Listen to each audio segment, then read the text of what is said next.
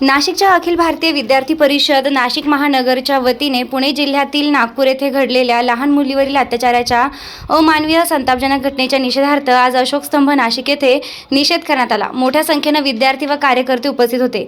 यावेळी कार्यकर्त्यांनी घोषणाबाजी करत दोषींना कठोर शिक्षा देण्याची मागणी केली आहे। प्रशासनाने महिला व बालकांच्या सुरक्षेसाठी प्रभावी उपाययोजना कराव्यात व अशा घटना पुन्हा घडू नयेत यासाठी ठोस पावले उचलावीत। या प्रकरणाचा खटला जलदगती न्यायालयात चालून आरोपीला कठोरातील कठोर शिक्षा देण्यात यावी। राज्य शासनाने स्थापन केलेल्या विशेष तपास पथकाने निपक्ष आणि वेगवान तपास करून दोषारोपपत्र तातडीने दाखल करावे। तसेच राज्यातील सर्व शैक्षणिक परिसर, गाव तसेच सार्वजनिक ठिकाणी मुलींच्या सुरक्षेसाठी प्रभावी यंत्रणा उभारणे आवश्यक आहे, अशी मागणी करण्यात आली।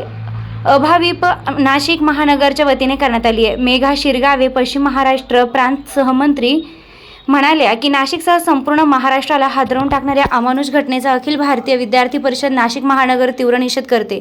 निष्पाप चिमुकलीवर अत्याचार करून तिची निर्घृण हत्या करणारा आरोपी हा समाजासाठी अत्यंत घातक आहे। अशा विकृत प्रवृत्तीला आळा घालण्यासाठी या आरोपीला फाशीची शिक्षा देण्यात यावी, ही आमची ठाम आणि स्पष्ट मागणी आहे। राज्य शासनाने या प्रकरणाची जलदगती न्यायालयात सुनावणी करून पीडितेला तात्काळ न्याय द्यावा। तसेच भविष्यात अशा घटना रोखण्यासाठी कठोर कायदे आणि प्रभावी अंमलबजावणी आवश्यक आहे। अभाविप नाशिक महानगर पीडित कुटुंबासोबत ठामपणे उभे आहे, असे अभाविप नाशिक महानगर मंत्री व्यंकटेश अवसरकर यांनी सांगितलंय।